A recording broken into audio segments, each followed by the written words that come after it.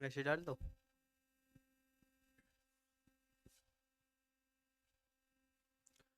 Hello दोस्तों, मैं विपिन आपका स्वागत करता हूं एक बार फिर आर्मी पेपर हैकर पर। आ जाइए सभी लोग। आज हम देखेंगे जीएस के 30 क्वेश्चन और जीएस के चारों ऑप्शनों को भी हम देखेंगे। आ जाइए सभी लोग।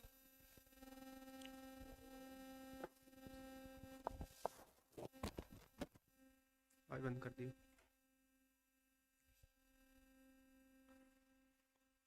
देखते हैं पहला क्वेश्चन। पहला क्वेश्चन है, गौतम बुद्ध का जन्म कहाँ हुआ था? बताइए, गौतम बुद्ध का जन्म कहाँ हुआ था, ये आपको बताना है।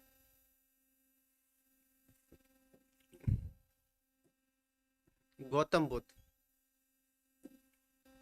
बात करें गौतम बुद्ध की। गौतम बुद्ध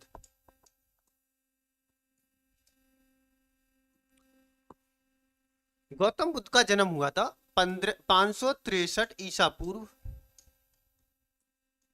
पूर्व बोध गया बिहार में। बोध गया बिहार नहीं, कहाँ हुआ था? लुम्बिनी, नेपाल में। कहाँ हुआ था? नेपाल में एक जगह है लुम्बिनी, वहां हुआ था। ठीक है। अगर बात करें गौतम बुद्ध को ज्ञान की जो प्राप्ति हुई थी वो कहाँ हुई थी? गौतम बुद्ध को ज्ञान की प्राप्ति हुई थी बोध गया बिहार में। ज्ञान प्राप्ति,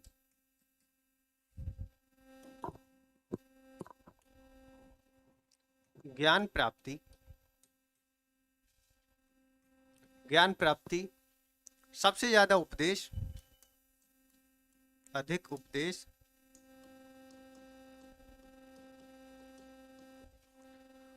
सबसे जो ज्ञान की प्राप्ति हुई थी वो कहाँ हुई थी? बोध गया बिहार में। कहाँ?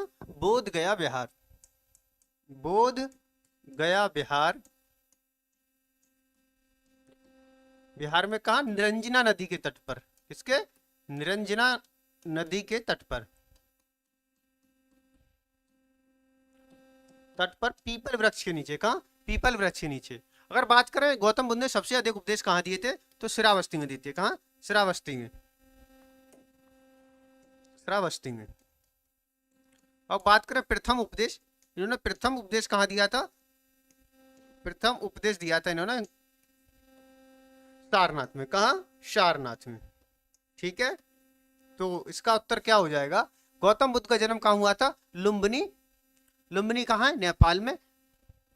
ठीक है। तो आंसर क्या हो जाएगा इसका? डी हो जाएगा। आंसर क्या हो जाएगा? डी आंसर हो जाएगा। गौतम बुद्ध का जन्म कहाँ हुआ था? लुम्बिनी, बिहार, नेपाल में हुआ था। ठीक है। और इन्हें ज्ञान की प्राप्ति कहाँ हुई थी? बोध गया बिहार में। ठीक है। अगर देखते हैं अगला क्वेश्चन, अगले क्वेश्चन का आपको उत्तर देना है। अगला क्वेश्चन है, अनिवार्य हॉल मार्किंग योजना के अनुसार भारत में किस प्रकार के सोने के आभूषण बेचे जाते हैं? तो बताइए सबसे पहले कि सोने का जो सोना जो होता है, सोना 100% शुद्ध, सोना 100% शुद्ध कब होता है? कितने कैरेट पर होता है? 100% जो शुद्ध होता है सोना, उसे कहते हैं 24 कैरेट। कितना कहते हैं? 24 कैरेट सोना।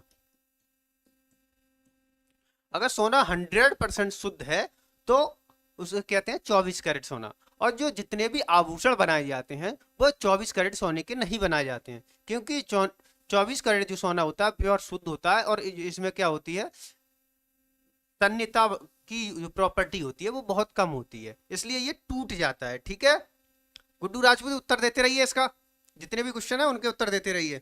लोमेश कुमार, 24 कैरेट जो होता है उसका आभूषण नहीं बनाए जाते हैं। क्यों नहीं बनाए जाते? क्योंकि ये अगर इसके आभूषण बनाएंगे तो ये टूटने लगता है। ठीक है। तो अगर देखें तो जो आभूषण बनाए जाते हैं वो बनाए जाते हैं 22 किधर के 18 20 22। किसका? 18 20 22 कैरेट का। 18 20 22 कैरेट का क्या बनाया जाता है? आभूषण बनाया जाता है। 24 कैरेट जो सोना होता है उसके आभूषण नहीं बनाए जाते हैं। क्यों नहीं बनाए जाते हैं? क्योंकि 24 कैरेट जो सोना प्योर होता है उसे उसे ढालने में, आभूषणों में ढालने में थोड़ी दिक्कत होती है, क्योंकि वो टूटने लगता है। अब देखा, अगर आपसे कभी कभी पूछ लेगा ऐसे 18 कैरेट सोना कितना प्रतिशत शुद्ध है, आज से पूछे 18 कैरेट सोना कितना प्रतिशत शुद्ध है, ये कितना शुद्ध है, या कितना प्रतिशत इसमें सोना है, शुद्ध है। तो आपसे पूछे कि 18 कैरेट सोना कितना शुद्ध होगा, तो आप देखेंगे 18 को निकालेंगे 24 कैरेट से, 18 बटे 24 गुना 100%। तो अगर आप निकालेंगे 6 3 18, 6 चौक 24, 25 3 75, मतलब 18 कैरेट सोना जो होता है 75% क्या होता है, शुद्ध होता है, 75% शुद्ध होता है। ऐसे आपसे क्वेश्चन पूछ लेगा कि बताइए 18 कैरेट सोना कितने प्रतिशत शुद्ध होगा, तो कितने परसेंट होगा, 75%। उसी प्रकार से 20% और 22% को भी आप निकाल सकते हैं। ठीक है, क्या कह रहे हो लोग, में समझ नहीं आया भाई, बहुत नरम होने के कारण। अच्छा हाँ, बहुत नरम होने के कारण भी 24 कैरेट का नहीं बना सकते, इसलिए इसमें क्या कहते हैं, हम धातुओं को मिश्रित करके बनाते हैं। ठीक है, अब ऐसे 18 कैरेट है तो उसमें कितना परसेंट होता है, 75% सोना होता है और 25% अन्य मिश्र धातुआं होती हैं। ठीक है, अब इसका उत्तर दीजिए, बताइए संयुक्त राष्ट्र महासभा की सभापति बनने वाली प्रथम भारतीय महिला कौन थी। ये प्रथम भारतीय महिला ही नहीं थी, संयुक्त राष्ट्र की प्रथम महिला महासभापति। ठीक है, तो बताइए इसका उत्तर क्या होगा, बताइए बताइए कब बनी थी। अगर बात करें, देखो सुचेता कृपलानी और सरोजिनी नायडू, ये क्या है बताइए। सुचेता कृपलानी पहली राज्यपाल है या पहली मुख्यमंत्री हैं, और सरोजिनी नायडू पहली मुख्यमंत्री हैं या पहली राज्यपाल हैं, ये बताइए, ये भी बताइए। और ये बताइए संयुक्त राष्ट्र महासभा की सभापति बनने वाली प्रथम भारतीय महिला कौन थी। अगर बात करें सरोजिनी नायडू की, तो ये पहली क्या थी, पहली राज्यपाल थी। क्या थी, पहली राज्यपाल। और किस देश, किस राज्य की थी पहली राज्यपाल, ये उत्तर प्रदेश की थी। ठीक है, और सुचेता कृपलानी की बात करें तो यह पहली महिला मुख्यमंत्री थी, पहली महिला मुख्यमंत्री।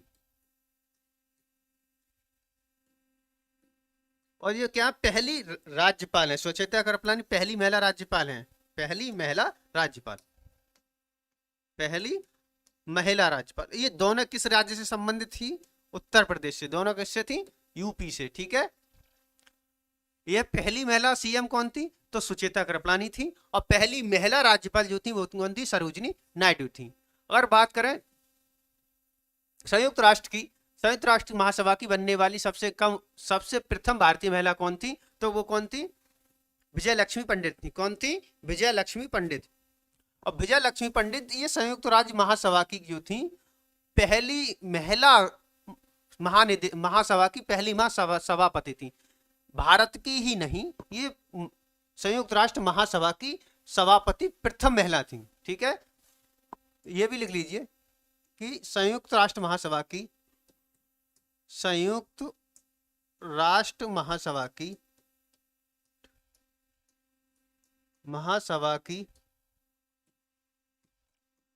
पहली महिला सभापति, पहली महिला सभापति, पहली महिला सभापति भी थी और भारत की पहली महिला थी। ठीक है, और बात करें विजय लक्ष्मी पंडित की, तो ये कैबिनेट मंत्री भी थी, पहली महिला कैबिनेट मंत्री। पहली महिला कैबिनेट मंत्री कौन थी, विजय लक्ष्मी पंडित, पहली महिला कैबिनेट मंत्री, कैबिनेट मंत्री। ठीक है, ठीक है लोमेश, गुड्डू राजपूत, समझ में आया। ठीक है, तो आंसर क्या हो जाएगा इसका, विजय लक्ष्मी पंडित। ठीक है, आगे चलते हैं अगले क्वेश्चन पर, अगले क्वेश्चन का उत्तर दीजिए। अगला क्वेश्चन है इंडिया हाउस कहाँ स्थित है।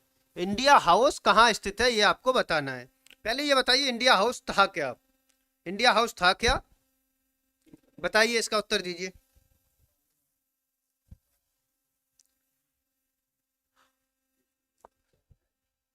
बताइए इसका उत्तर, लोमेश कुमार उत्तर दो, गुड्डू राजपूत। ठीक है, उत्तर दो इसका।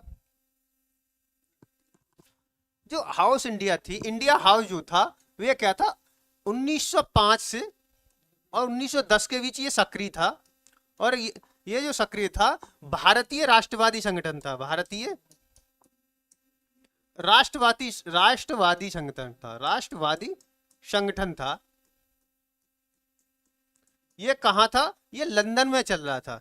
लंदन में भारतीय छात्रों द्वारा, जो लंदन में भारतीय जो छात्र थे वो पढ़ रहे थे, उनके द्वारा ये चलाया जाता था इंडिया हाउस। क्या था ये? एक भारतीय राष्ट्रवादी संगठन था, भारतीय छात्रों के द्वारा, छात्रों के द्वारा चलाया जा रहा था। ठीक है। अगर बात करें, देखो लंदन, लंदन कहाँ है? यूके में। यूके मतलब यूनाइटेड किंगडम या इंग्लैंड। यूनाइटेड किंगडम क्या है? तीन राज्यों, तीन देशों का क्या है? समूह है। क्या है? एक तो ग्रेट ब्रिटेन, यानी इसमें आ जाती है इंग्लैंड, आइसलैंड, और भी है एक देश, तीन देश है इसमें शामिल। एक बात करें नई दिल्ली की, तो नई दिल्ली क्या? भारत की राजधानी है, भारत की राजधानी। मुंबई को क्या कहते हैं? भारत की वाणिज्यिक राजधानी, भारत की वाणिज्यिक राजधानी, वाणिज्यिक राजधानी। कोलकाता क्या है? कोलकाता वेस्ट बंगाल की राजधानी है, वेस्ट बंगाल यानी पश्चिम बंगाल की राजधानी। ठीक है, उत्तर देते रहिए सभी लोग। ठीक है, आगे बढ़ते हैं, अगला क्वेश्चन। तो जो इंडिया हाउस है, इंडिया हाउस का जो कहाँ स्थित है? वो लंदन में स्थित है। लंदन कहाँ है? इंग्लैंड में। इंग्लैंड की राजधानी को क्या कहते हैं? लंदन कहते हैं। ठीक है, आगे बढ़ते हैं, अगला क्वेश्चन। अगला, भारत के सर्वोच्च न्यायालय को कितने प्रकार की रिट जारी कर सकता है? यानी जो हमारा सर्वोच्च न्यायालय है वो कितने प्रकार की रिट जारी कर सकता है? और रिट जारी कब करता है? जब मूल अधिकार का क्या हो रहा हो? उल्लंघन हो रहा हो। ठीक है, तो बताइए, जो हमारा सर्वोच्च न्यायालय है, बताइए सर्वोच्च न्यायालय किस आर्टिकल में? सर्वोच्च न्यायालय की बात करें तो किसमें है? 124 में सर्वोच्च न्यायालय। ठीक है, न्यायालय। अगर बात करें रिट, सर्वोच्च न्यायालय आर्टिकल 32 के तहत, आर्टिकल किसके? 32 के तहत क्या करता है? 5 प्रकार की रिट जारी कर सकता है। कितने? 5 प्रकार की रिट जारी कर सकता है, जारी कर सकता है। और हमारा आर्टिकल 226 के तहत, आर्टिकल 226 के तहत हमारा सर्वोच्च न्यायालय, हाई कोर्ट, इसे क्या बोलते हैं? High court. और सर्वोच्च न्यायालय को क्या कहते हैं? Supreme court. यानी उच्च न्यायालय आर्टिकल 226 के तहत 5 प्रकार की रिट जारी कर सकता है, 5 प्रकार की रिट जारी कर सकता है। और रिट जारी कब करता है? जब मूल अधिकारों का क्या हो रहा हो? मूल अधिकारों का उल्लंघन, मूल अधिकारों का उल्लंघन होने पर,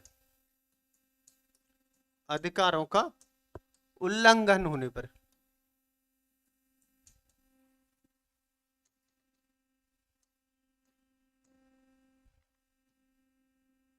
उल्लंघन होने पर।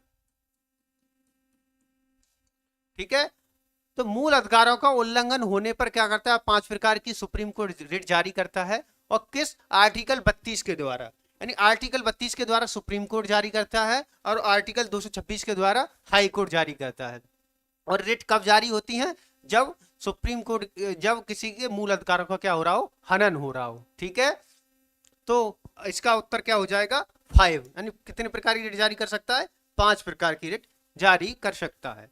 ठीक है, तो इसका उत्तर क्या हो जाएगा? डी।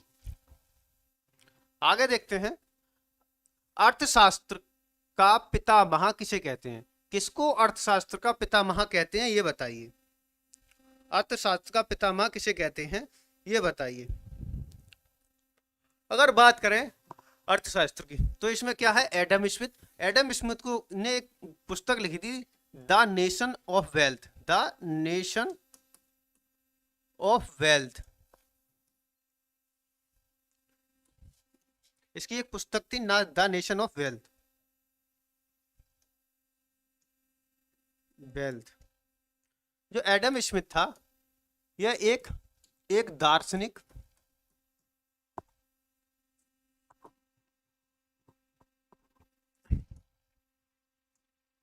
एक दार्शनिक,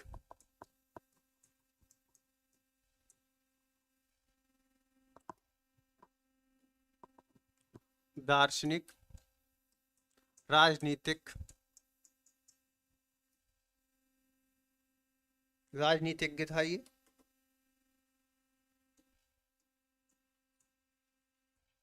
अर्थशास्त्री,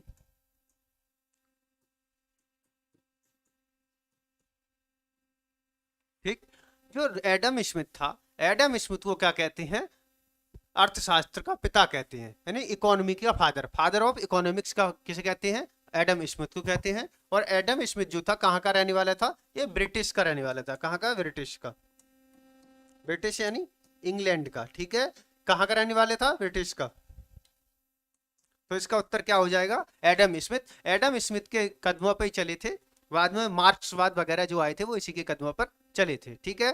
तो इसका उत्तर क्या हो जाएगा? Adam Smith. यानी अर्थशास्त्र का पिता किसे कहते हैं? एडम स्मिथ को कहते हैं, ठीक है। ये क्या था? एक दार्शनिक था, राजनीतिक था और अर्थशास्त्री था। इसकी एक पुस्तक का नाम था नेशन ऑफ वेल्थ, ठीक है। आगे बढ़ते हैं। सातवां, यूनेस्को का मुख्यालय कहाँ है? ये बताइए। यूनेस्को का मुख्यालय कहाँ है ये आपको बताना है। और ये बताइए भारत में यूनेस्को की विश्व धरोहर स्थल में कितने स्थान शामिल हैं? बताइए। यूनेस्को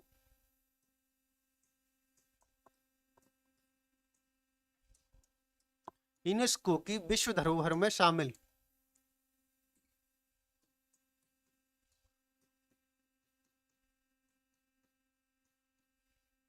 यूनेस्को की विश्व धरोहर में भारतीय कितने मोनूमेंट हैं जो शामिल हैं? बताइए। और ये भी बताइए यूनेस्को की अमूर्त विरासत में कितने शामिल हैं? अमूर्त विरासत, अमूर्त विरासत में कितने शामिल हैं, ठीक है। ये भी बताइए। बात करें देखो यूनेस्को की विश्व धरोहर में, तो कुल कितने 40 मोनूमेंट हैं जो हमारे किस में है? विश्व धरोहर में शामिल हैं। अगर बात करें 39 और 40 की, 39 और 40 जो है, 39 में क्या है? रामप्पा मंदिर है, रामप्पा मंदिर तेलंगाना का। और 40 में है धौलावीरा। धौलावीरा कहाँ है? गुजरात में है, जो किसका है? सिंधु घाटी सभ्यता का एक शहर है, ठीक है। तो क्या है? रामप्पा मंदिर। रामप्पा मंदिर कहाँ है? ये तेलंगाना में। कहाँ? तेलंगाना में।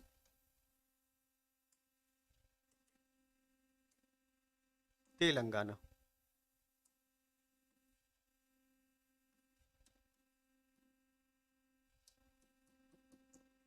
तेलंगाना में है। और बात करें धौलावीरा,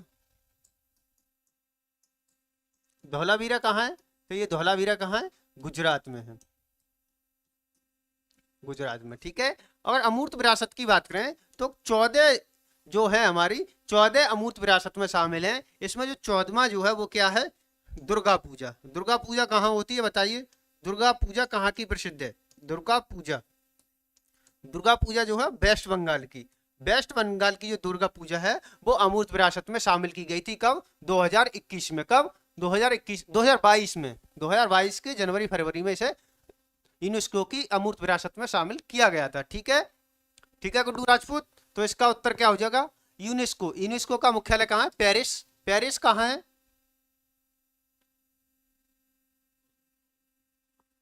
बताइए पेरिस कहाँ है? बात करें पेरिस, और पेरिस किस जगह है? फ्रांस की राजधानी है। क्या? फ्रांस की राजधानी। और पेरिस को बात करें तो इसे कहते हैं फैशन नगरी। क्या कहते हैं? फैशन नगरी, फैशन नगरी कहते हैं। और ये सीनी नदी के किनारे है। किसके? सीनी नदी के किनारे, किनारे, ठीक है। यानी पेरिस को क्या कहते हैं? पेरिस को कहते हैं फैशन नगरी। और ये किस नदी के किनारे है? सीन नदी के किनारे है, ठीक है। आगे बढ़ते हैं, अगला क्वेश्चन का उत्तर दीजिए।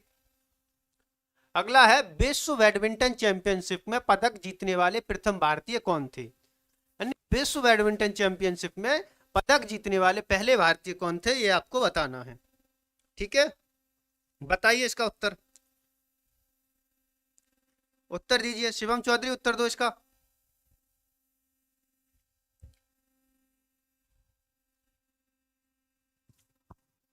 अगर बात करें साइना नेहवाल की, इसमें कौन है? साइना नेहवाल की बात करें तो साइना नेहवाल 2012 में, 2012 में लंदन ओलंपिक, किसमें? लंदन ओलंपिक में कांस्य पदक जीता है इसने।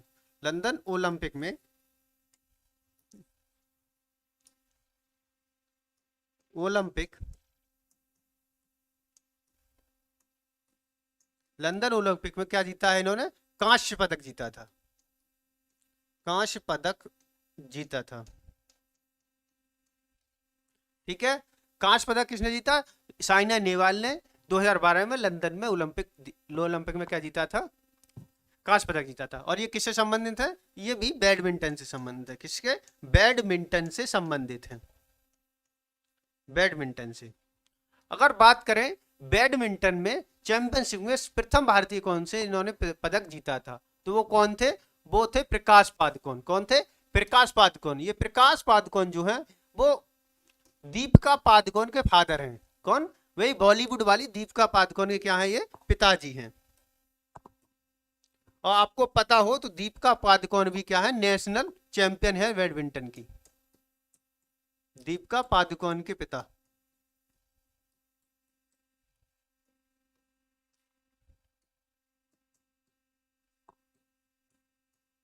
दीपिका पादुकोण के क्या है? पिता हैं। कौन? प्रकाश पादुकोण। प्रकाश पादुकोण क्या है? बैडमिंटन में पहले भारतीय हैं जिन्होंने क्या जीता था? कांस्य पदक जीता था 1983 में। इन्होंने क्या जीता था? 1983 में कांस्य पदक जीता था। कांस्य पदक जीता था। ठीक है, प्रकाश पादुकोण क्या है? दीपिका पादुकोण के पिताजी हैं और ये 1983 में कांस्य पदक जीत चुके हैं। बात करें साइना नेहवाल की, तो साइना नेहवाल लंदन ओलंपिक 2012 में कांस्य पदक जीता था। ये भी क्या है? बैडमिंटन से संबंधित है। ठीक है, ठीक है शिवम चौधरी। आगे देखते हैं अगला क्वेश्चन दीजिए, उत्तर दो इसका। गुट निरपेक्ष देशों का प्रथम सम्मेलन कहाँ स्थापित हुआ था?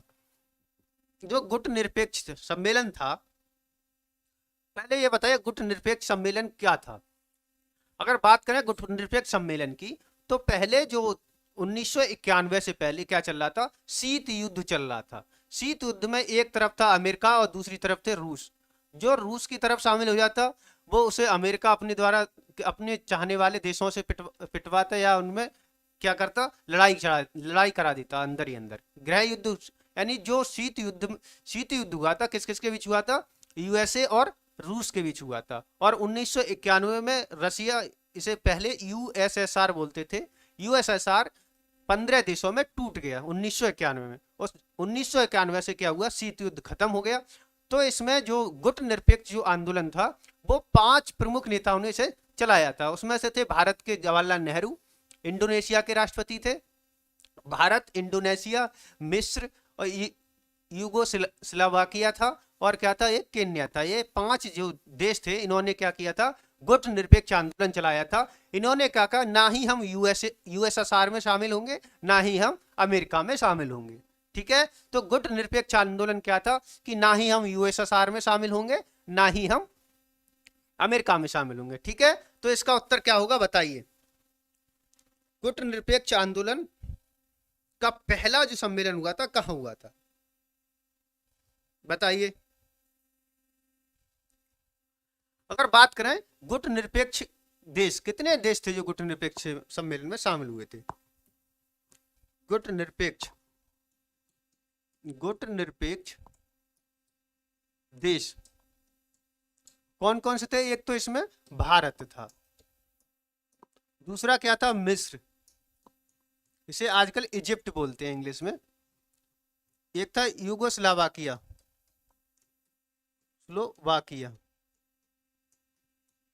यूगोस्लाविया, और था घाना था एक था इंडोनेशिया। क्या था? इंडोनेशिया। इन 5 ने मिलकर क्या चलाया था? गुट निरपेक्ष आंदोलन चलाया था। इनका कहना था कि ना ही हम यूएसएसआर में मिलेंगे और ना ही किसमें मिलेंगे? अमेरिका में मिलेंगे। अगर बात करें यह गुट निरपेक्ष का प्रथम जो आंदोलन हुआ था वो कहाँ हुआ था? बेलग्रेड में। बेलग्रेड में हुआ था 1961 ईस्वी में। और 1961 ईस्वी में हुआ था। तो ये कहाँ है बेलग्रेड? ये है यूगोस्लाविया में। यूगोस्लोवाकिया में। कहाँ है? यूगोस्लोवाकिया में।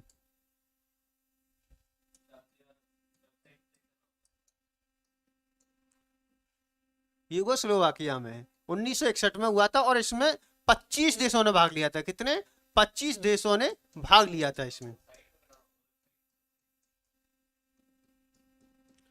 भाग लिया। ठीक है, कितने देशों ने भाग लिया था इसमें? 25 देशों ने भाग लिया था 1961 में, जब क्या चलाया गया था? गुट निरपेक्ष आंदोलन। और गुट निरपेक्ष आंदोलन के नेता कौन थे?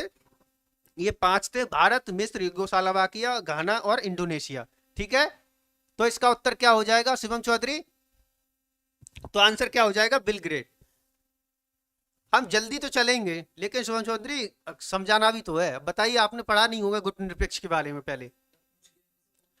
अब पूछता है कि गुट निरपेक्ष में कौन शामिल था कौन नहीं था, तो आप फंस जाओगे फिर। ठीक है, अगला क्वेश्चन देखिए, बताइए ए व्हाइट टाइगर पुस्तक के लेखक कौन है? ए व्हाइट टाइगर पुस्तक के लेखक कौन है, ये आपको बताना है। A white tiger, a white tiger की बात करें तो ये पुस्तक किसकी है? ये पुस्तक है अरविंद अरविंद अडिगा की। किसकी? अरविंद अडिगा की है। अरविंद अडिगा को मैन बुकर प्राइज दिया जा चुका है। Man Booker Prize, Man Booker Prize, Booker पुरस्कार जीता था इसी पुस्तक के लिए इन्होंने। जो अरविंद अडिगा हैं ये क्या है? अंग्रेजी के लेखक, अंग्रेजी भाषा में पुस्तकों के लेखक हैं। ये कौन है? अरविंद अडिगा। और अरविंद अडिगा की पुस्तक कौन सी है? व्हाइट टाइगर है। अंग्रेजी के लेखक हैं। तो इसका उत्तर क्या हो जाएगा? बताइए, इसका उत्तर क्या हो जाएगा? इसका उत्तर हो जाएगा अरविंद अडिगा। क्या हो जाएगा? अरविंद अडिगा हो जाएगा। अगर बात करें ना मैन बुकर प्राइज की, तो ये दिया गया था इन्हें 2008 में। कब दिया गया था? 2008 में। किस पुस्तक के लिए दिया गया था? ए व्हाइट टाइगर के लिए। किसके लिए? A white tiger. तो आंसर क्या हो जाएगा? अरविंद अडिगा। ठीक है, तो आंसर क्या हो जाएगा? अरविंद अडिगा। ठीक है, बाकी ये भी अरुंधति राय है, मनोहर जोशी और रंजिता देसाई, ये भी क्या है? अंग्रेजी भाषा के लेखक हैं। ठीक है, आगे बढ़ते हैं। 11वां, प्रसिद्ध समाज सेवी अन्ना हजारे किस राज्य से रहने वाले हैं? बताइए, अन्ना हजारे का नाम सुना होगा। अन्ना हजारे ने आंदोलन किया था लोकपाल के लिए लाने के लिए। दिल्ली में लोकपाल के लिए क्या किया था? आंदोलन किया था। और अन्ना हजारे के साथ मिलकर आंदोलन किया था अरविंद केजरीवाल ने। किसने? अरविंद केजरीवाल ने। और अरविंद इस अन्ना हजारे के आंदोलन की ही वजह है कि आम आदमी पार्टी का जन्म हुआ था। आज आम आदमी पार्टी कहाँ? 2 राज्यों में क्या है इनकी सरकार है। कहाँ? एक पंजाब में और एक दिल्ली में। ठीक है, तो बताइए अन्ना हजारे किस राज्य के हैं? अन्ना हजारे का जन्म कहाँ हुआ था ये बताइए।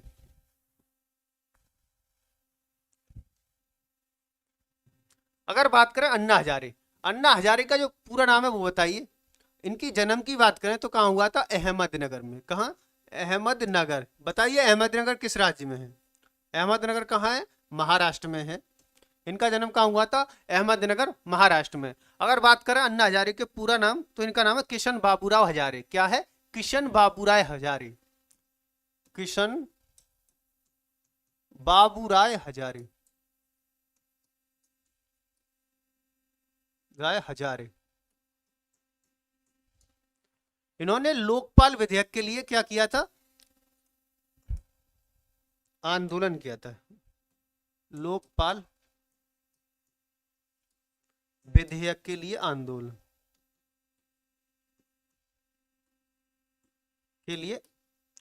किया था। जब उन्होंने आंदोलन किया तब ये क्या हुए थे? चर्चा में आने लगे थे। और इन्हीं के साथ क्या किया था? हमारे अरविंद केजरीवाल जो दिल्ली के सीएम हैं, उन्होंने भी इनके अन्ना हजारे के साथ क्या किया था? आंदोलन किया था। और उस अन्ना हजारे के लोकपाल विधेयक आंदोलन की वजह से आम आदमी पार्टी का जन्म हुआ। और आम आदमी पार्टी आज 2 राज्यों में क्या है? सरकार बनाई हुई है। ठीक है, तो इसका उत्तर क्या हो जाएगा? महाराष्ट्र। क्या हो जाएगा? महाराष्ट्र। अन्ना हजारे कहाँ के हैं? अहमदनगर, महाराष्ट्र में इनका जन्म हुआ था। और दिल्ली में क्या किया था इन्होंने? आंदोलन किया था लोकपाल विधेयक के लिए, तभी ये क्या हुए? चर्चा में आए थे। ठीक है, कब किया था? ये किया था 2011 में। कब किया था आंदोलन? कब किया था? 2011 में। 2011 में। ठीक है, तो इसका आंसर क्या हो जाएगा? महाराष्ट्र। ठीक है, अब आगे बढ़ते हैं। अगर महाराष्ट्र के सीएम की बात करें तो कौन है? एकनाथ शिंदे। कौन है? एकनाथ शिंदे हैं। ठीक है, आगे बढ़ते हैं। बार में बताइए फिलीपींस की राजधानी क्या है? बताइए फिलीपींस की राजधानी क्या है?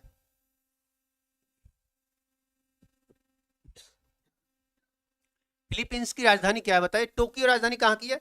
तो टोक्यो है जापान की। कहाँ की? जापान की राजधानी है। बीजिंग कहाँ की है? चीन की राजधानी है।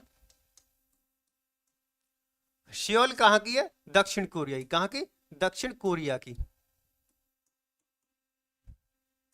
दक्षिण कोरिया की राजधानी क्या है? सियोल है। ठीक है। और फिलीपींस की बात करें तो फिलीपींस की राजधानी क्या है? मनीला। और मनीला में ही क्या है? एडीबी मतलब एशियाई डेवलपमेंट बैंक का मुख्यालय। एशियाई विकास बैंक। एशियाई विकास बैंक का मुख्यालय।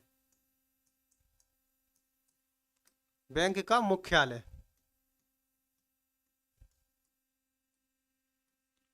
जो हमारे गोल्डन राइस चावल हैं उसकी मंजूरी सबसे पहले किसने दी थी? वो भी फिलीपींस ने दी थी। ठीक है। गोल्डन राइस चावल जो कहाँ के हैं? प्रतापगढ़ यूपी के। ठीक है। आगे बढ़कर बात करें तो मनीला। मनीला कहाँ की राजधानी? फिलीपींस की है। और फिलीपींस में एशियाई विकास बैंक का मुख्यालय है। एशियाई विकास बैंक में कितने देश सदस्य हैं? तो 68 देश इसके सदस्य हैं। ठीक है। ये क्या करती है? देशों देशों के लिए क्या देती है? ऋण पर क्या देती है? धन देती है। ठीक है। विकास के लिए। ठीक है शुभम द्विवेदी। आगे बढ़ते हैं अगला क्वेश्चन। अगले क्वेश्चन का उत्तर दीजिए।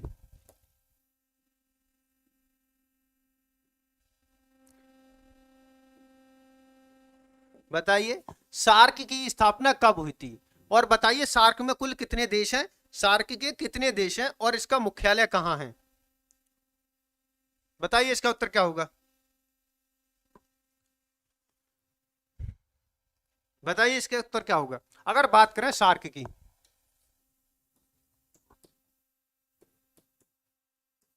सार्क सार्क का जो स्थापना हुई थी, स्थापना स्थापना हुई थी 8 दिसंबर 1985 को। कहाँ हुई थी? 8 दिसंबर 1985 को इसकी स्थापना कहाँ हुई थी? ढाका। ढाका कहाँ की राजधानी है? पश्चिम बांग्लादेश की। ढाका बांग्लादेश में। बांग्लादेश में इसकी क्या हुई थी? स्थापना हुई थी। अगर बात करें इसकी हेडक्वार्टर की तो इसका हेडक्वार्टर कहाँ है? काठमांडू में। कहाँ? काठमांडू कहाँ की राजधानी है? नेपाल की। तो कहाँ है ये? काठमांडू में। अगर इसके सदस्य देशों की बात करें तो इसमें कितने देश सदस्य हैं? सात सात देश सदस्य हैं। देखो कौन कौन से हैं। बात करें देखो एक तरफ से पाकिस्तान। पाकिस्तान पाकिस्तान, श्रीलंका, भारत, नेपाल, भूटान, मालदीव,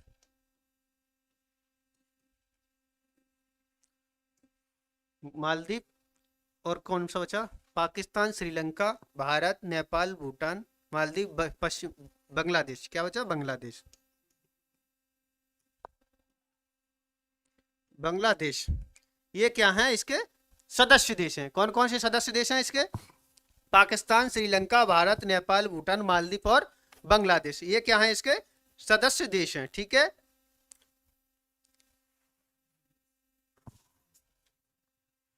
अफगानिस्तान था पहले, अब उसे निकाल दिया गया है।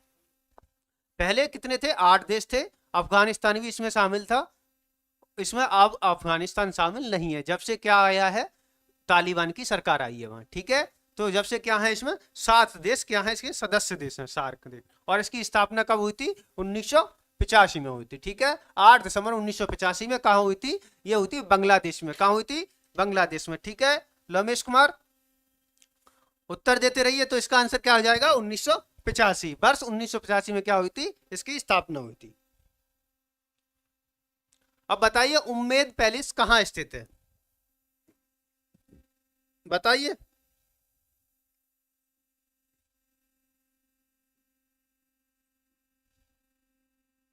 तीर कैसा आ रहा है बार बार?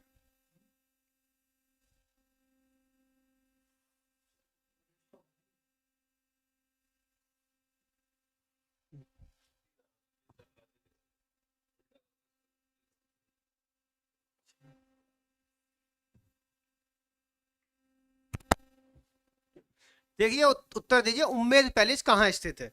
बताइए उम्मेद पैलेस कहाँ स्थित है, बताइए लोमेश कुमार, उत्तर देते रहिए इसका। उम्मेद पैलेस, उम्मेद पैलेस किस जगह स्थित है? जयपुर, जोधपुर, कलकत्ता या आगरा, बताइए। अगर बात करें उम्मेद पैलेस की, तो उम्मेद पैलेस क्या है? एक सबसे बड़ा निजी महल। निजी महल मतलब किसी प्राइवेट व्यक्ति का, गवर्नमेंट का नहीं है ये उम्मेद पैलेस। उम्मेद पैलेस क्या है? सबसे बड़ा निजी महल है ये क्या है? सबसे बड़ा निजी महल। ये ताजमहल, ये ताज होटल का क्या है? एक हिस्सा है। ताज होटल का क्या है? हिस्सा है ये।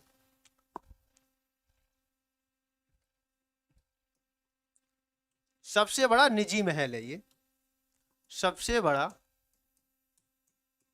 सबसे बड़ा निजी महल क्या है? निजी महल है ये, सबसे बड़ा निजी महल। और ये ताज होटल का हिस्सा है, ताज होटल का हिस्सा है ये। ताज होटल कहाँ है ये बताइए, ताज होटल कहाँ है?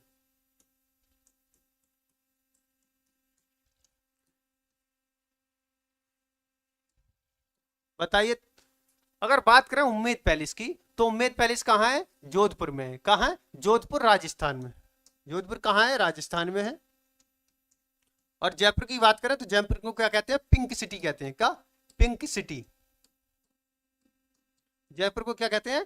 पिंक सिटी कहते हैं। ठीक है, तो आंसर क्या हो जाएगा? जोधपुर। जोधपुर में क्या है? उम्मेद पैलेस है। ठीक है, गौरव राजपूत। शिवम द्विवेदी उत्तर देते रहिए, गुड्डू राजपूत उत्तर देते रहिए। तो इसका उत्तर क्या हो जाएगा?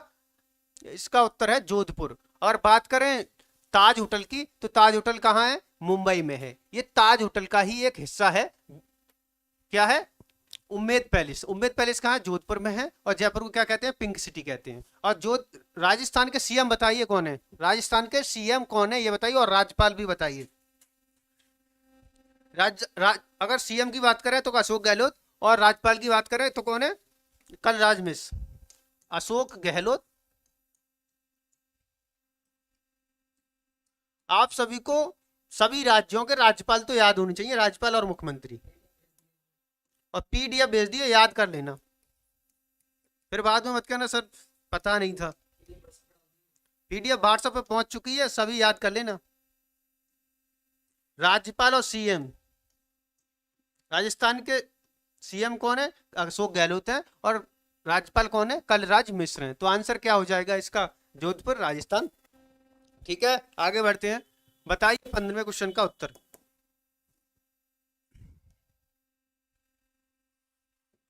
बताओ भारतीय नौसेना के दक्षिणी कमांड का मुख्यालय कहाँ है? और पहले ये भी बताइए भारतीय नौसेना के कुल कितने कमांड है? भारतीय नौसेना के कुल कितने कमांड है ये भी आपको बताना है। भारतीय नौसेना, नौसेना के कमांड की बात करें तो कितने हैं? 3 कमांड है इसके। कितने? 3 कमांड है। पहला कमांड क्या है? पश्चिमी कमांड। पश्चिमी, दक्षिणी। पश्चिमी कमांड का मुख्यालय कहाँ है? पश्चिमी कमांड का मुख्यालय मुंबई। कहाँ है? मुंबई है। ठीक है, और दक्षिणी कमांड का क्या है? कोच्चि। और बात करें ईस्ट की, तो ईस्ट का क्या है? विशाखापट्टनम। ईस्ट का क्या है? विशाखापट्टनम मुख्यालय। दक्षिण की बात करें, दक्षिणी का क्या है? कोच्चि है। कोच्चि कहाँ कहाँ है? केरल में है। विशाखापट्टनम भी क्या है? केरल में है। और पश्चिम कहाँ है? मुंबई में। कहाँ है? मुंबई में। तो आपसे बात करें, जो भारतीय नौसेना है, भारतीय नौसेना की कमांड सेंटर कितने हैं? 3 कमांड है, एक तो पश्चिमी, दक्षिणी और पूर्वी। एक पूर्वी कहाँ है? विशाखापट्टनम में। दक्षिण कहाँ है? कोच्चि में। और पश्चिमी कहाँ है? मुंबई में। तो बताइए दक्षिणी का कमांड सेंटर कहाँ हो गया? कोच्चि में। कहाँ हो गया? कोच्चि में। तो आंसर क्या हो जाएगा? ए हो जाएगा। ठीक है, और बताइए अभी भारतीय नौसेना के अध्यक्ष कौन है? एडमिरल कौन है? बताइए भारतीय नौसेना के एडमिरल कौन है? नौसेना अध्यक्ष को क्या कहते हैं? एडमिरल कहते हैं। बताइए नौसेना अध्यक्ष, नौसेना के जो अध्यक्ष है उनका नाम क्या है ये बताइए। नौसेना का अध्यक्ष कौन होता है? तो एडमिरल होता है। कौन? एडमिरल। और एडमिरल अभी कौन है? आर हरि कुमार। कौन है? आर हरि कुमार। आंसर क्या हो जाएगा इसका? आर हरि कुमार। और उत्तर क्या हो जाएगा? कोच्चि। ठीक है, लिख लेना अगर याद नहीं हुई है कमांड सेंटर तो।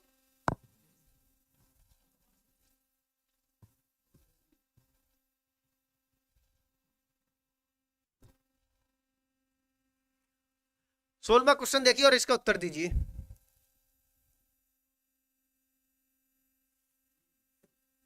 सोलहवां है, भारत में सर्वप्रथम सोने के सिक्के किसने जारी किए थे? तो बताइए, भारत में सबसे पहले सोने के सिक्के किसने जारी किए थे, ये आपको बताना है। बताइए, इसका उत्तर दीजिए। रमेश कुमार उत्तर दीजिए इसका। बात करें सर्वप्रथम सोने के सिक्के की, तो किसने चलाए थे? कुषाण वंश का शासक था एक। कुषाण वंश का शासक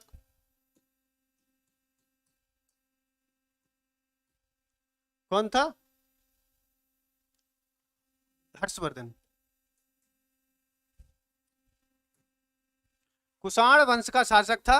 बताइए कौन था जिसने चलाए थे? कुषाण वंश का शासक कनिष्क था। और इसके समय में क्या चली थी? बताइए कौन सी बौद्ध संगति हुई थी कनिष्क के समय में? कनिष्क के समय में कौन सी बौद्ध संगति हुई थी ये बताना है। और उस बौद्ध संगति का अध्यक्ष कौन था ये भी बताना है। कनिष्क। कनिष्क के समय में कौन सी बौद्ध सम्मेलन हुआ था बताइए, और कहाँ हुआ था? बौद्ध सम्मेलन कौन सा बौद्ध सम्मेलन हुआ था? फोर्थ वाला, यानी लास्ट वाला जो बौद्ध सम्मेलन हुआ था वो किन के समय हुआ था? कनिष्क के समय हुआ था। और कहाँ हुआ था? कुंडलग्राम। कुंडलग्राम, कश्मीर। कश्मीर, कुंडलग्राम कश्मीर में हुआ था। और बताइए इसके अध्यक्ष कौन थे? तो इसके अध्यक्ष कौन थे? वासुमित्र थे। कौन थे? वासुमित्र। वासुमित्र। ठीक है, चौथा बौद्ध सम्मेलन कनिष्क के समय हुआ था। और कनिष्क के समय चौथा सम्मेलन का हुआ कुंडलग्राम वैशाल। कुंडलग्राम का हुआ था कश्मीर में। और इसके जो अध्यक्ष क्या थे? वासुमित्र थे। कौन थे? वासुमित्र थे। ठीक है, तो इसका उत्तर क्या हो जाएगा बताइए? इसका उत्तर हो जाएगा कुषाण। क्या हो जाएगा? कुषाण। और गुप्त वंश की बात करें तो गुप्त वंश के संस्थापक कौन था? श्रीगुप्त था। श्रीगुप्त। अगर वास्तविक संस्थापक की बात करें तो कौन था? चंद्रगुप्त था। चंद्रगुप्त प्रथम। ठीक है, और पुष्प पुष्प पुष्पभूति वंश का कौन था? पुष्पभूति ही था। संस्थापक कौन था? उसने अपने नाम पे ही इस वंश का क्या नाम दिया था? ठीक है, क्या था? पुष्पभूति। ठीक है, आगे देखते हैं अगले क्वेश्चन पर। निम्नलिखित में से किस मुगल बादशाह को न्याय की जंजीर के लिए जाना जाता है? न्याय की जंजीर के लिए किस मुगल बादशाह को जाना जाता है ये बताइए। बताइए, अगर अकबर की बात करें तो अकबर ने क्या चालू किया था? इसने नवरोज त्योहार शुरू किया था। नवरोज को शुरू किया। और इसने जजिया कर को खत्म कर दिया था।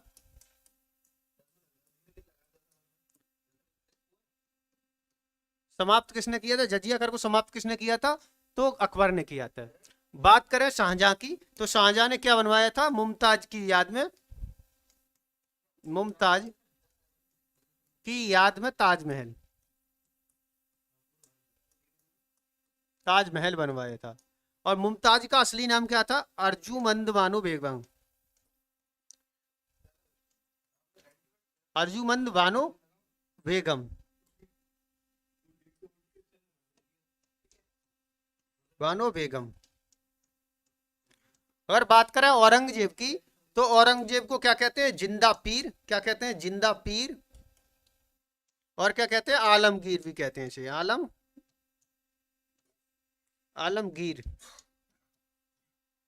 ठीक है, औरंगजेब को जिंदा पीर या आलमगीर भी कहते हैं।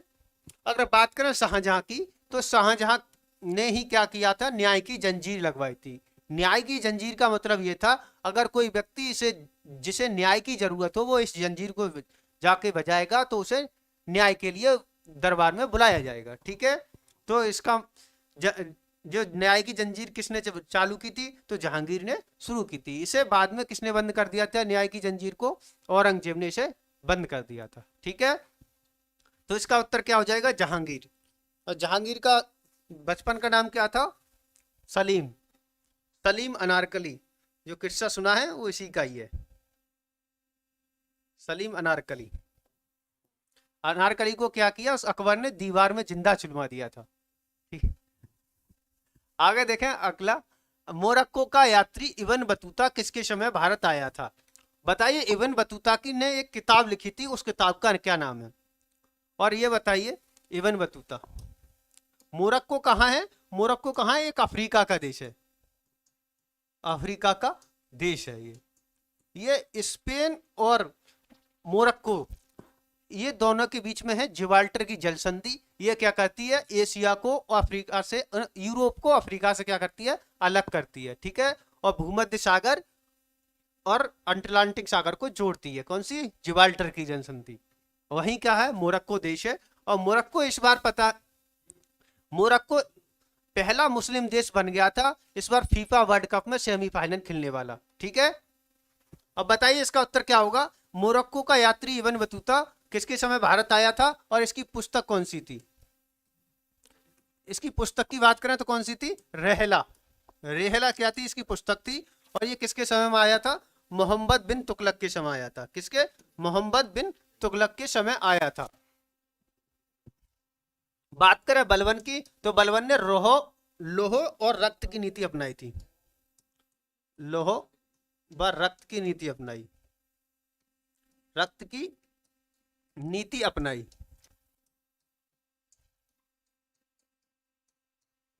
अलाउद्दीन खिलजी की बात करें तो इसने बाजार पर नियंत्रण करने वाला पहला राजा, बाजार पर नियंत्रण करने वाला पहला राजा, करने वाला पहला राजा। और इसने चित्तौड़गढ़ का युद्ध लड़ा था राजा रतन सिंह और अलाउद्दीन खिलजी के बीच में। इसमें पद्मावती के लिए ये युद्ध लड़ा गया था। ठीक है, ठीक है गुड्डू राजपूत, तो इसका उत्तर क्या हो जाएगा? उत्तर हो जाएगा इसका मोहम्मद बिन तुगलक। आगे बढ़ते हैं, आगे है बताइए वायुमंडल, क्वेश्चन है अगला, इसका उत्तर दीजिए। अगला क्वेश्चन है, वायुमंडल में किस परत में वायुयान उड़ने की आदर्श दिशा पाई जाती है? बताइए हवाई जहाज किस मंडल में उड़ते हैं, ये बताना है आपको। जो वायुमंडल हवाई जहाज उड़ते हैं यात्री वाले, ये किस मंडल में उड़ते हैं? क्षोभ मंडल, समताप मंडल, आयन मंडल या बाह्य मंडल, ये आपको बताना है। बताइए इसका उत्तर क्या हो जाएगा? देखते हैं, क्षोभ मंडल देखें। क्षोभ मंडल में क्या होता है? वायुमंडलीय घटनाएं होती हैं। क्या होती हैं? वायुमंडलीय घटनाएं, जैसे तूफान, वर्षा, बादल, ये सब इसी में होते हैं। किसमें? क्षोभ मंडल में। और बात करें समताप मंडल की, तो समताप मंडल में क्या होती है? ओजोन परत होती है। क्या? ओजोन परत, जो क्या करती है? हमें परावैंगनी किरणों से बचाती है, परावैंगनी किरणों से बचाती है।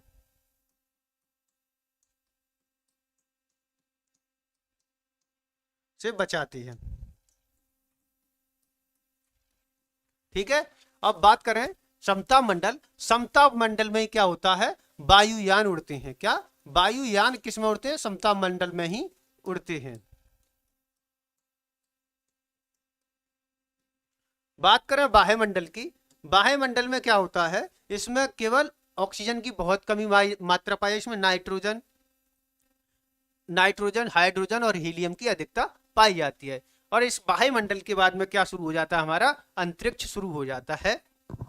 तो इसका उत्तर क्या हो जाएगा? समताप मंडल। क्या हो जाएगा? समताप मंडल में क्या होते हैं? हवाई जहाज या वायुयान उड़ान भरते हैं। गुड्डू राजपूत, इसका उत्तर क्या होगा? इसका उत्तर होगा समताप मंडल, बाह्य मंडल नहीं होगा। बाह्य मंडल को कूदते ही क्या हो जाता है? अंतरिक्ष शुरू हो जाता है। और वायुयान वहां उड़ते हैं जहां ऑक्सीजन की मात्रा हो। ठीक है, यह बाह्य मंडल में ऑक्सीजन की मात्रा बहुत कम होती है, ना के बराबर। ठीक है, तो इसका उत्तर क्या हो जाएगा? समताप मंडल। क्योंकि वायुयान में ईंधन को जलने के लिए किसकी आवश्यकता होती है? ऑक्सीजन की। ठीक है, तो बिना समताप मंडल में, बाह्य मंडल में ऑक्सीजन की कमी बहुत ज्यादा हो जाती है, इसलिए वहां वायुयान नहीं उड़ सकते। वहां वायुयान, जब बाह्य मंडल में कौन जा सकते हैं? केवल हमारे रॉकेट जा सकते हैं, जो क्या करते हैं, सैटेलाइट को छोड़ते हैं पृथ्वी के चारों तरफ। ठीक है गुड्डू राजपूत, समझ गए? आगे बढ़ते हैं 20वां क्वेश्चन और इसका उत्तर दीजिए।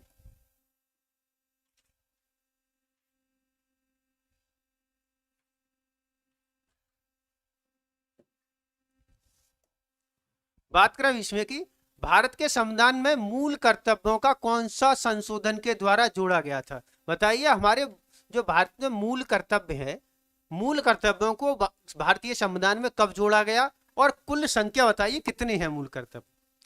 बात करें देखो मौलिक कर्तव्य की, मौलिक कर्तव्य,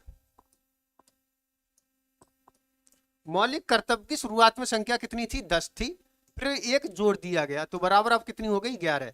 एक जो जोड़ा गया था 2002 में जोड़ा गया था, 86 में संविधान संशोधन के द्वारा, संविधान संशोधन द्वारा 86 में संविधान संशोधन में क्या किया गया था कि 6 से 14 वर्ष के बच्चों को शिक्षा आवश्यक है। संशोधन द्वारा 6 से 14 वर्ष के बच्चों को आवश्यक शिक्षा, फ्री शिक्षा।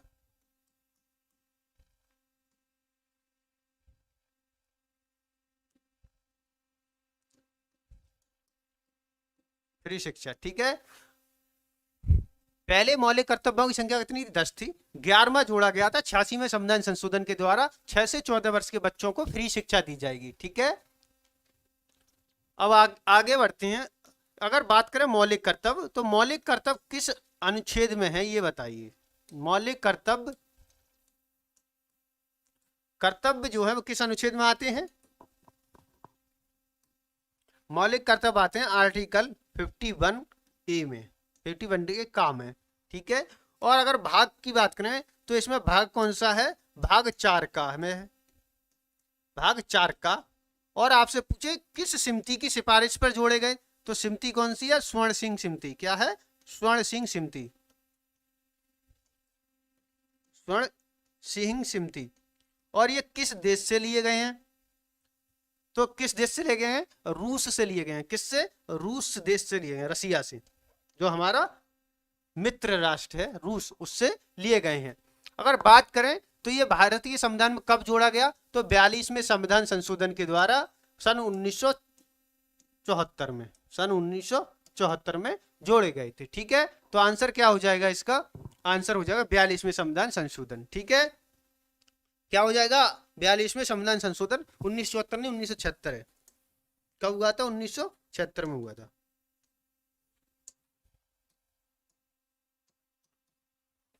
तो 42वां संविधान संशोधन, मूल्य कर्तव्य किसमें है? 91 का में है। भाग कौन सा? 4 का है। समिति कौन सी? स्वर्ण सिंह समिति। और कहां से लिए गए हैं? रसिया से लिए गए हैं। ठीक है, तो आंसर क्या हो जाएगा इसका? 42वां संविधान संशोधन। बताइए 21वां।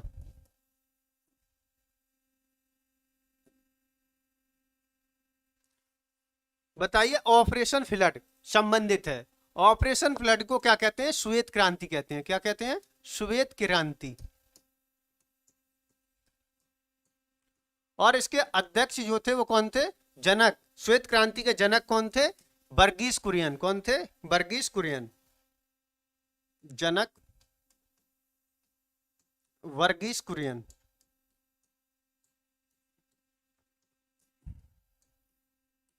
बताइए,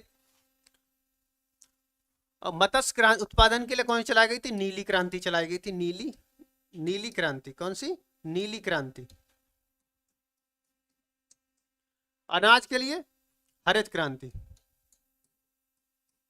हरित क्रांति के जनक कौन थे ये बताइए। हरित क्रांति, उत्तर देते रहिए सभी लोग इसका। हरित क्रांति के जनक कौन थे? MS स्वामीनाथन।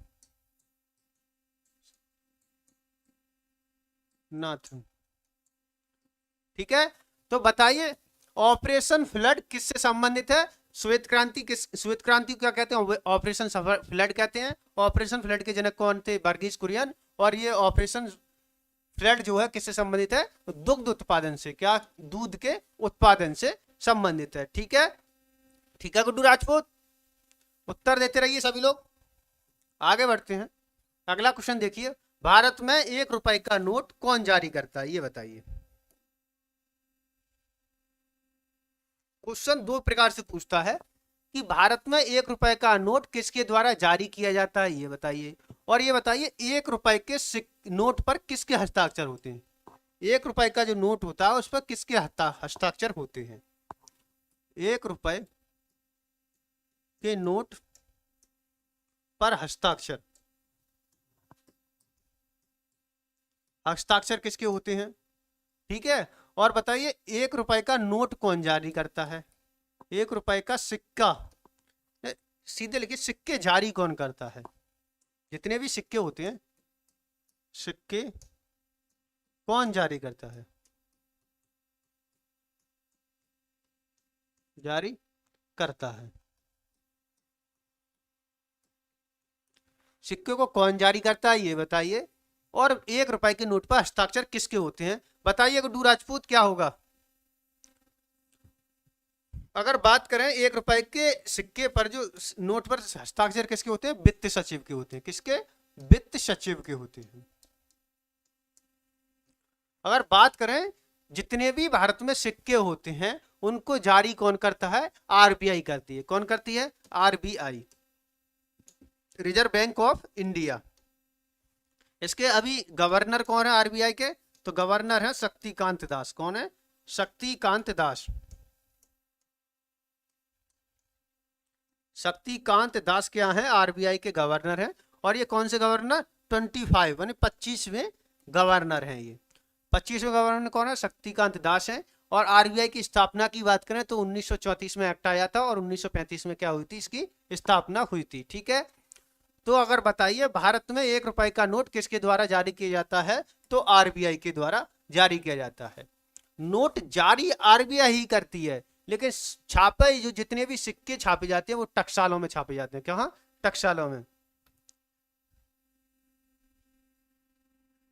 क्या कह रहे हो गुड्डू राजपूत? 2 से 2000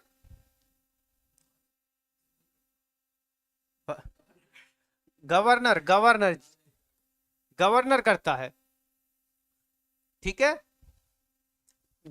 देखो जितने भी सिक्के सही या रुपए का नोट सही, जितने भी रुपए या सिक्के मार्केट में आते हैं वो आरबीआई के थ्रू आते हैं। लेकिन जो रुपए होते हैं वो रुपए छपते हैं अलग, और जो सिक्के जो होते हैं वो छपते हैं टकसालों में। ठीक है, टकसाल अलग हैं और रुपए छापने वाली अलग हैं संस्थाएं। ठीक है, अगर रुपए जारी करने की बात करें सिक्के की या और रुपए की, तो जारी आरबीआई के थ्रू होते हैं। ठीक है, तो आंसर क्या हो जाएगा इसका? आरबीआई, भारतीय रिजर्व बैंक। बताइए अगला।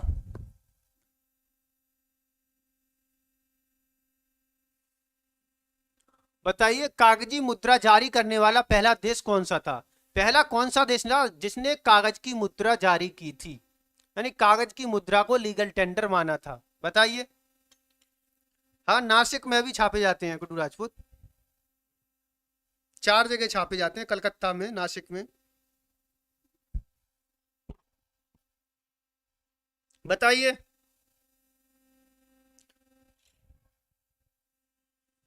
अगर बात करें कागज की मुद्रा की, तो सबसे पहले ये बताइए कागज सबसे पहले किस देश ने छापा था, यानी कागज की आविष्कार किस देश ने किया था? ये बताइए, कागज का आविष्कार बताइए किसने किया? कागज का आविष्कार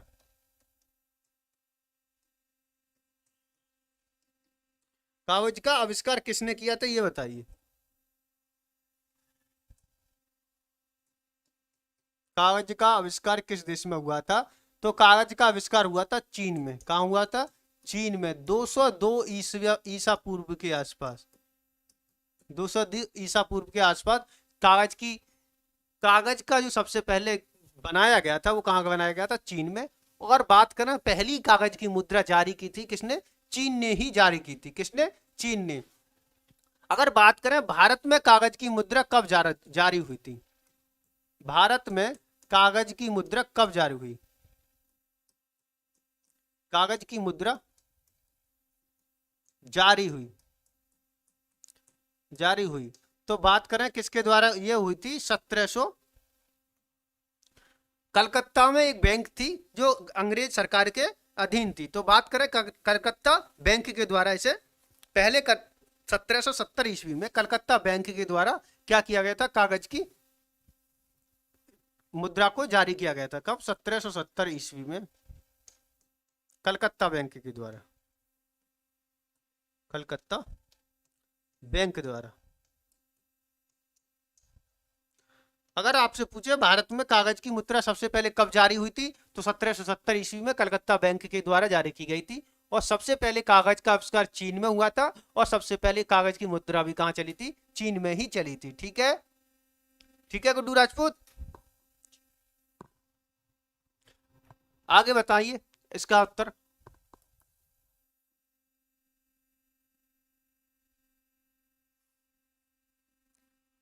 बताइए भारतीय नौसेना दिवस, नहीं, 8 अक्टूबर को कौन सा दिवस मनाया जाता है? 8 अक्टूबर को कौन सा दिवस मनाया जाता है, ये बताइए।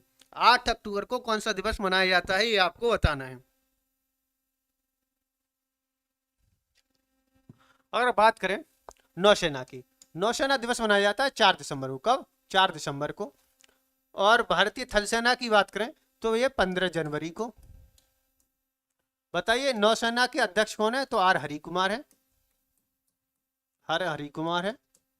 बात करें थल सेना के तो कौन है? मनोज पांडे है, मनोज पांडे।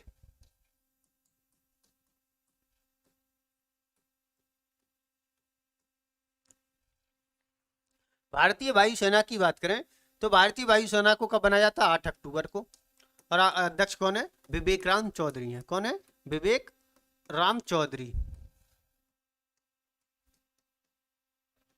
तो आंसर क्या हो जाएगा गुड्डू राजपूत? इसका उत्तर दीजिए, इसका उत्तर क्या हो जाएगा?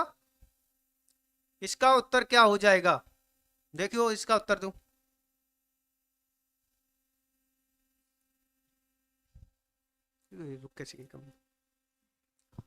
देखो बात करें राष्ट्रीय शिक्षा दिवस की, तो राष्ट्रीय शिक्षा दिवस मनाया जाता है 11 नवंबर को। कब मनाया जाता है? 11 नवंबर को। और किसकी जन्म तिथि पे मनाया जाता है? तो ये अबुल कलाम आजाद। कौन? अबुल कलाम आजाद। ये पहले क्या थे? शिक्षा मंत्री थे। अबुल कलाम आजाद पहले शिक्षा मंत्री की जन्म तिथि पर, पहले शिक्षा मंत्री की जन्म तिथि पर, पहले शिक्षा मंत्री, पहले शिक्षा मंत्री के जन्म तिथि पर क्या बनाया जाता है? राष्ट्रीय शिक्षा दिवस मनाया जाता है।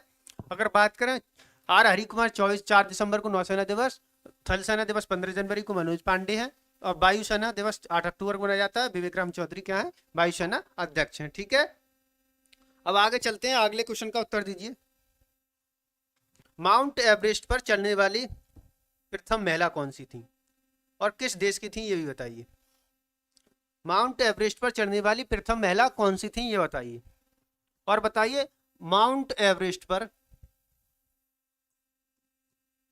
सबसे अधिक चढ़ने वाला व्यक्ति, चढ़ने वाला व्यक्ति, सबसे अधिक बार माउंट एवरेस्ट पर कौन चढ़ा है? तो वो चढ़ाए हैं कामी रीता शेरपा। कौन? कामी रीता शेरपा। कामी रीता शेरपा ये कहाँ के हैं?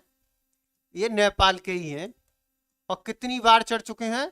26 बार नेपाल किस पर चढ़ चुके हैं? माउंट एवरेस्ट पर चढ़ चुके हैं। माउंट एवरेस्ट की जो ऊंचाई है कितनी है? 8849 मीटर। 8849 मीटर क्या है? ये माउंट एवरेस्ट की ऊंचाई है। और बात करें माउंट एवरेस्ट पर सबसे अधिक चढ़ने वाली कौन है? Junko Tabei. कौन है? जेंको तेबई। ये कहाँ की है? जापान, जापान की है। कहाँ की है? जापान की। इनके नाम पर यही नहीं, 7 महाद्वीपों के, महाद्वीपों के द्वीपों की सबसे ऊंची चोटी पर चढ़ने का रिकॉर्ड भी इनके पास है। सबसे ऊंची चोटियों पर चढ़ने वाली पहली महिला, चोटियों पर चढ़ने वाली चढ़ने वाली पहली महिला है ये।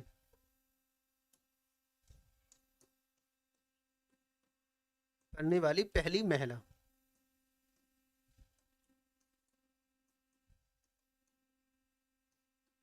ठीक है, तो आंसर क्या हो जाएगा? जंको तबई। जंको तबई माउंट एवरेस्ट पर ही नहीं, सातों महाद्वीपों की सबसे ऊंची चोटी पर चढ़ने वाली पहली महिला है।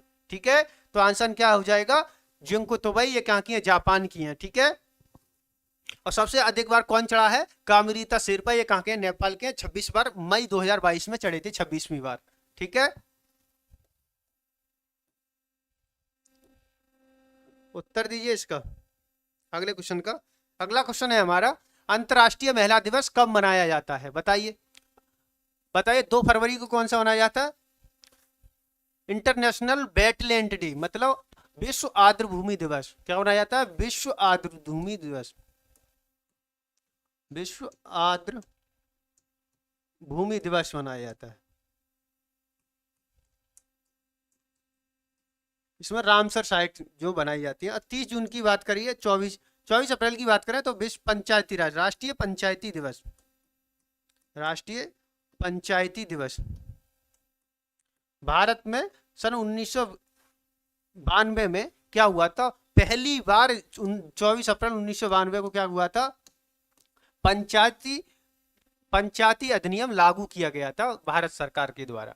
और जब से ही क्या मनाया जाता है? पंचायती राज दिवस कब मनाया जाता है? 24 अप्रैल को मनाया जाता है। ठीक है, तो बताइए 30 जून की बात करें तो 30 जून क्या मनाया जाता है? विश्व एस्टेरॉयड दिवस। क्या मनाया जाता है? विश्व एस्टेरॉयड दिवस। रॉयड दिवस।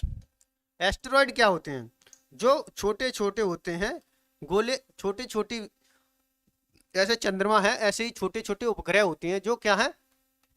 बृहस्पति और मंगल ग्रह के बीच में जो बेल्ट है उसे कहते हैं एस्टेरॉयड बेल्ट। और उस एस्टेरॉयड बेल्ट में छोटे छोटे क्या है? एस्टेरॉयड घूम रहे हैं पृथ्वी, बृहस्पति के चारों ओर। ठीक है, ठीक है गुड्डू राजपूत। तो बताइए अंतर्राष्ट्रीय महिला दिवस कब मनाया जाता है? 8 मार्च को मनाया जाता है। कब? 8 मार्च को मनाया जाता है। ठीक है, आगे चलते हैं। 27वां बताइए, एशिया का नोबेल पुरस्कार किसे कहते हैं?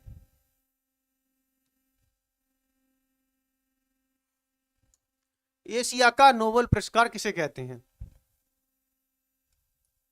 एशिया का नोबेल पुरस्कार किसके द्वारा दिया जाता है?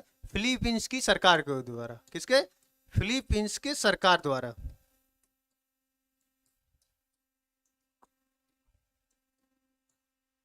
ये कब से दिया जाता है? 1957 से दिया जाता है। फिलीपींस के राष्ट्रपति थे फिलीपींस के राष्ट्रपति रेमन मैग्सेसे की याद में दिया जाता है। रेमन मैग्सेसे के नाम पर दिया जाता है, पर दिया जाता है। इसे क्या कहते हैं? एशिया का नोबेल पुरस्कार। एशिया का नोबेल पुरस्कार किसे कहते हैं? रेमन मैग्सेसे पुरस्कार को कहते हैं। ज्ञानपीठ पुरस्कार की बात करें तो साहित्य का सर्वोच्च पुरस्कार है। ये क्या है? साहित्य का सर्वोच्च पुरस्कार। साहित्य के क्षेत्र का सर्वोच्च पुरस्कार। सर्वोच्च पुरस्कार। इसमें अब 11 लाख रुपए दिए जाते हैं। और बांगे देवी का क्या दिया जाता है? मूर्ति दी जाती है कांसे की। ठीक है, ज्ञानपीठ पुरस्कार में 11 लाख रुपए। और गुड्डू राजपूत, ज्ञानपीठ पुरस्कार नहीं होगा। ज्ञानपीठ पुरस्कार को क्या कहते हैं? हिंदी साहित्य के क्षेत्र का सबसे बड़ा पुरस्कार कौन है? ज्ञानपीठ पुरस्कार है। और ज्ञानपीठ पुरस्कार में बांगे देवी की कांस्य मूर्ति और 11 लाख रुपए दिए जाते हैं। ठीक है, तो इसका उत्तर क्या हो जाएगा? रेमन मैग्सेसे पुरस्कार किसकी याद में दिया जाता है? फिलीपींस के राष्ट्रपति हुए थे उनकी याद में। जब फिलीपींस के राष्ट्रपति की मृत्यु हुई तब 1957 से क्या दिया जाता है? रेमन मैग्सेसे पुरस्कार दिया जाता है। ठीक है, आगे बढ़ते हैं। अंतर्राष्ट्रीय ओलंपिक समिति का मुख्यालय कहाँ है? ये बताइए।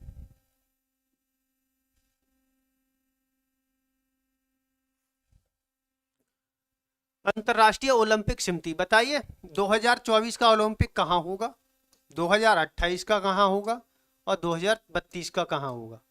प्रत्येक 4 साल बाद क्या होते हैं, ओलंपिक होते हैं।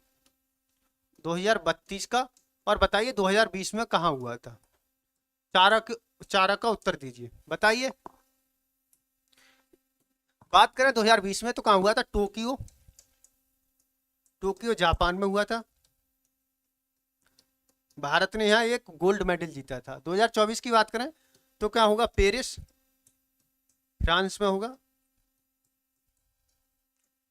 2028 की बात करें तो Los Angeles America. Question important है, इसे हल्के में मत लेना। चार याद कर लेना कि जो ओलंपिक का मुख्यालय कहाँ है। बहुत इंपोर्टेंट क्वेश्चन है, आपसे पूछे जाने के 100% में 80% चांस है इसे पूछने की, समझो। बहुत ज्यादा इंपोर्टेंट क्वेश्चन है, बनता है ये, ठीक है। अगर बात करें 2028 बारे की तो ये क्या है, लॉस एंजलिस अमेरिका, यूएसए में, लॉस एंजलिस अमेरिका यूएसए, ठीक है। और 2032 का होगा ब्रिस्बेन, ब्रिस्बेन ऑस्ट्रेलिया में, ऑस्ट्रेलिया में, ठीक है। टोक्यो ओलंपिक कब हुआ था, 2020 में हुआ था। 2024 में होगा पेरिस फ्रांस में, 2028 में होगा लॉस एंजलिस अमेरिका में, और 2032 में कहाँ होगा, ब्रिस्बेन ऑस्ट्रेलिया में होगा। तो बताइए ओलंपिक राष्ट्र जो है, अंतरराष्ट्रीय ओलंपिक समिति का जो मुख्यालय कहाँ है, लिसाने में। लिसाने कहाँ है, स्विट्जरलैंड में। कहाँ है, स्विट्जरलैंड में। ये याद रखना, लुसाने स्विट्जरलैंड में है इसका मुख्यालय। और चारों ये याद रखना कि कहाँ कहाँ होने वाला है। और ये तो पूछा गया है, UP triple S C PET में पूछा गया था, स्विट्जरलैंड वाला, ठीक है। इंपोर्टेंट क्वेश्चन बनता है ये। अगला क्वेश्चन देखिए और इसका उत्तर दीजिए। बार बार आने वाले क्वेश्चनों में से हैं, जो इंपोर्टेंट क्वेश्चन है वही तो हम लेके आ रहे हैं आपके लिए, जिससे आप आसानी से क्या कर सकें, पेपर को क्रैक कर सकें, ठीक है। अब आगे देखिए, आगे निम्नलिखित में से कौन सा एक उत्तर प्रदेश में प्रचलित लोक नृत्य है। तो बताइए यूपी का शास्त्रीय नृत्य बताइए, उत्तर प्रदेश का शास्त्रीय नृत्य,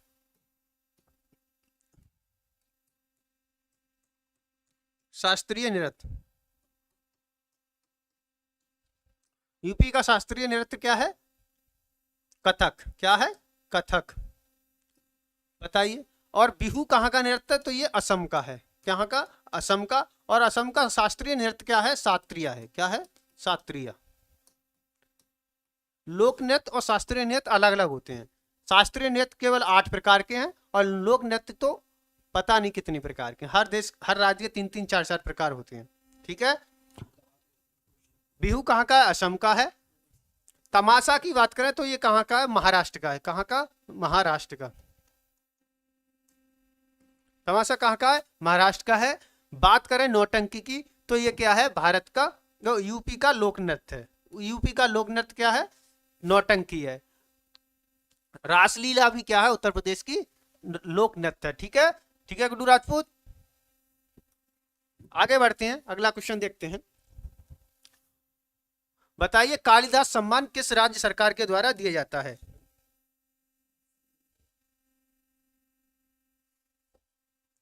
बताइए कालिदास सम्मान किस राज्य सरकार के द्वारा प्रदान किया जाता है और किस क्षेत्र में दिया जाता है।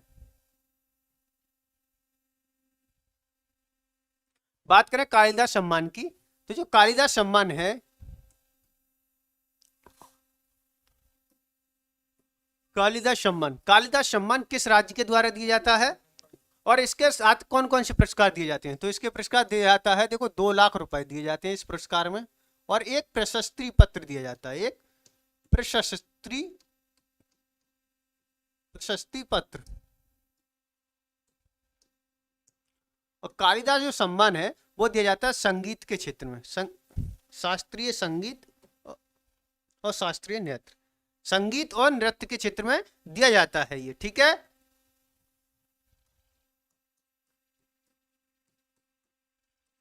शास्त्रीय संगीत व नृत्य, शास्त्रीय संगीत नृत्य।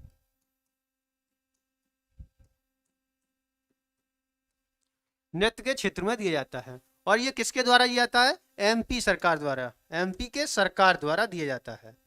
एमपी मतलब मध्य प्रदेश के द्वारा, किसके द्वारा? मध्य प्रदेश सरकार के द्वारा दिया जाता है। तो आंसर क्या हो जाएगा इसका?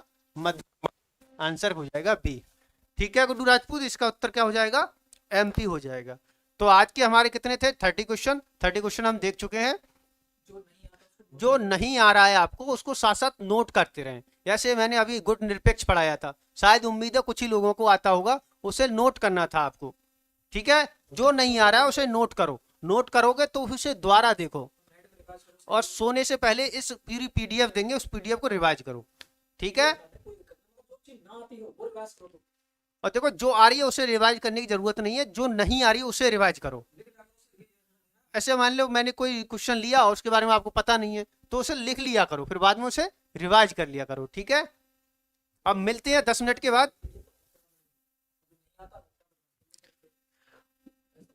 देखो अब हम मिलते हैं 10 मिनट के बाद रीजनिंग की क्लास में। आप लोग कहीं जाइएगा मत, हम 10 मिनट